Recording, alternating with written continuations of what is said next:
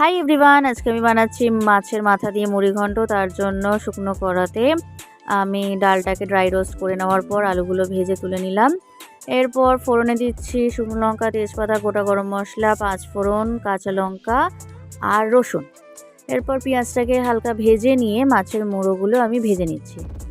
ভেজে তুলে নেওয়ার পর আমি একে একে টমেটো কুচি, চেরা কাঁচা লঙ্কা, গ্রেট করা আদা, ধনেপাতার ডান্ডি আর কড়াইশুঁটিটাকে ভালো করে ভেজে নিয়ে ডালটাকে দিয়ে ভালো করে নাড়িয়ে নেওয়ার পর আমি একটু মশলা গুলে রেখেছিলাম, সেটা দিয়ে কষিয়ে নিয়ে চালটাকে দিয়ে দেবো। মশলার মধ্যে ছিল নুন, হলুদ, জিরে গুঁড়ো, লঙ্কার গুঁড়ো আর গরম মশলার গুঁড়ো।